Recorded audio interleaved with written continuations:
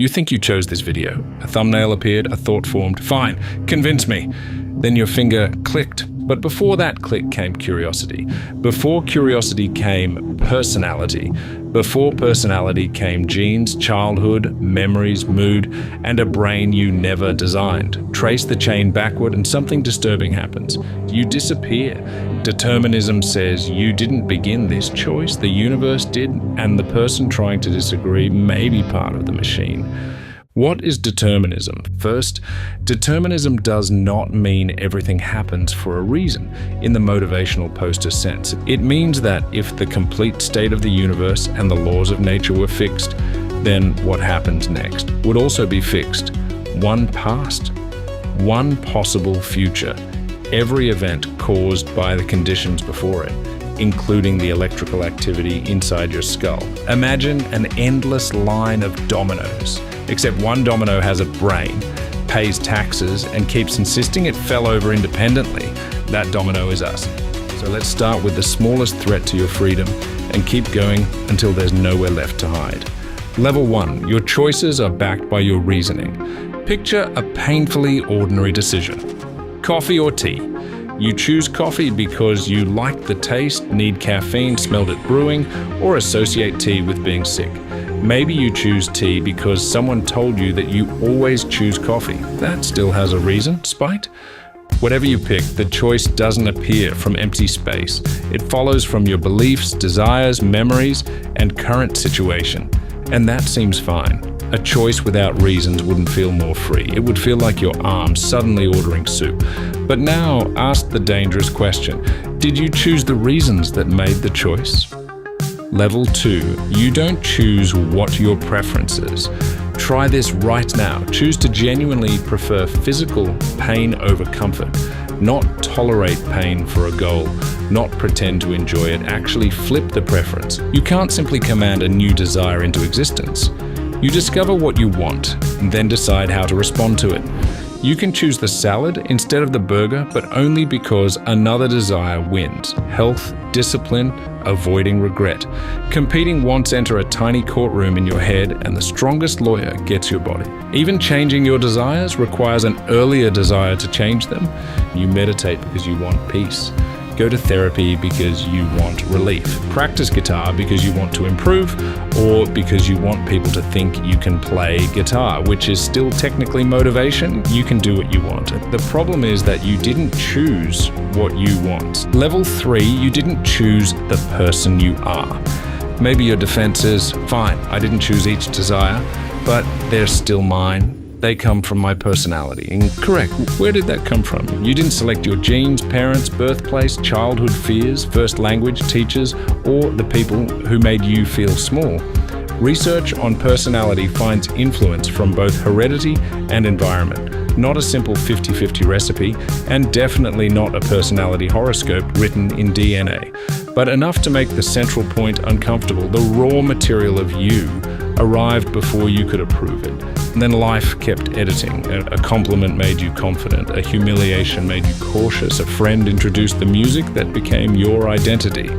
Thousands of events trained your brain to notice some rewards, fear some risks, and ignore most of reality. Eventually, this collection of unchosen influences developed preferences and proudly announced, "I have decided."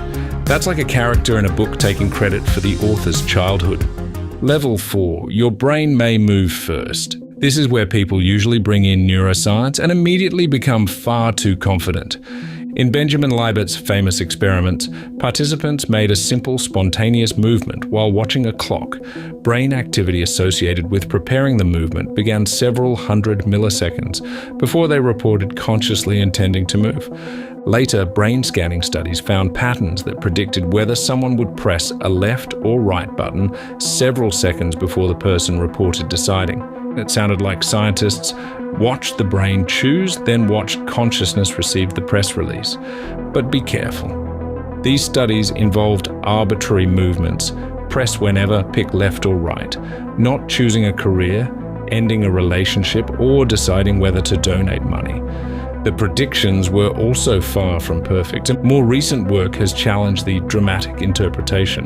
The famous readiness potential may partly reflect random neural activity accumulating toward a movement, and one study found the classic signal for arbitrary choices, but not for meaningful, deliberate ones. So neuroscience has not disproved free will. What it has done is embarrass the little narrator in your head. Conscious awareness is not sitting in a control room pulling every lever. Much of the work begins backstage, and consciousness may sometimes explain a decision after the machinery is already moving. The king might be real, he just doesn't seem to run the kingdom alone. Level 5. The chain started before you existed. Now zoom out. Why did your brain produce this decision rather than another one? Because it was in a particular physical state, and that state came from the moment before it, which came from the moment before that. Follow the chain backward through breakfast, childhood, conception, your parents' meeting, their parents' meeting, the formation of Earth, and depending on the physics, all the way toward the earliest state of the universe. This is the heart of the incompatibilist argument.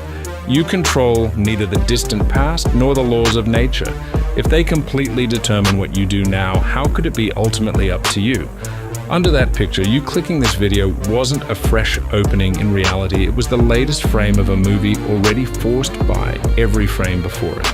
Not predictable to us. Weather can be deterministic, yet impossible to forecast far ahead. Fixed does not mean knowable. So no, a supercomputer probably couldn't casually spoil your entire life while loading Netflix, but unpredictability is not freedom. A locked safe is not free just because nobody knows the combination. Level 6. Randomness doesn't rescue you. Here, quantum mechanics usually kicks open the door wearing sunglasses. Maybe the universe isn't deterministic. At the quantum level, some interpretations of physics include genuinely probabilistic events, so perhaps the chain can break. Great, now imagine a random quantum event changes one neuron and makes you choose T. Did you control that event? No. You replaced the domino with a roulette wheel. A decision caused entirely by prior conditions may not feel free, but randomness doesn't make it yours. If a coin flip inside your brain decides whom you marry, that is an extremely small casino ruining your life. This is why some skeptics are hard incompatibilists. Determined choices trace back to forces you didn't control.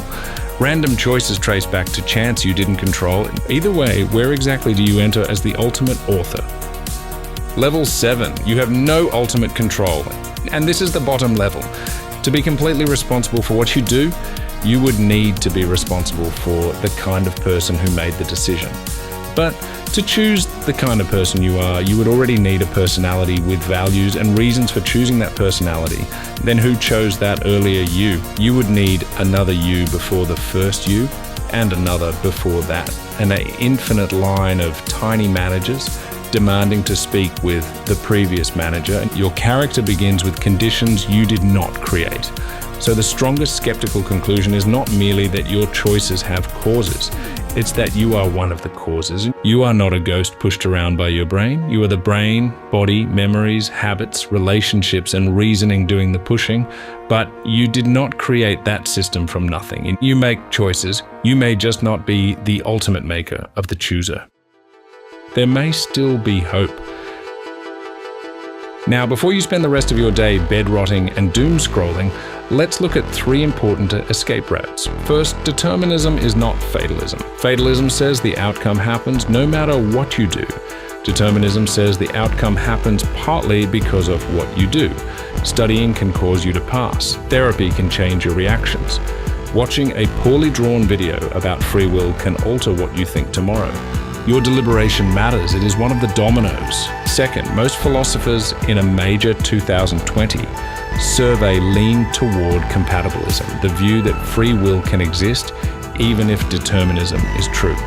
Compatibilists argue that freedom was never about becoming an uncaused God. It's about acting through your own reasons, values, and capacity to think, without coercion or compulsion. A person choosing coffee because they want coffee is free in the way that matters. A person forced at gunpoint is not. Both actions have causes, but the causes are importantly different. Third, We do not actually know that the universe is fully deterministic, and neuroscience has not closed the case. Libertarian theories argue that agents may possess deeper control beyond deterministic events or random noise, and those theories face serious problems, but that is philosophy's natural habitat. So perhaps you lack ultimate control over the entire chain, but you still have influence inside it. You can expose your brain to better reasons, build habits, change environments, ask for help, become a cause of what happens next. You didn't choose your starting character, but the character can rewrite parts of the story, because rewriting was always one of the things this kind of character could do. Maybe you were always going to click this video. Now you are also always going to know why that sentence bothers you. Wow, that was some pretty heavy stuff. But hey, whether or not you are responsible for making it this far in the video, you're here, and that's not a bad place to be.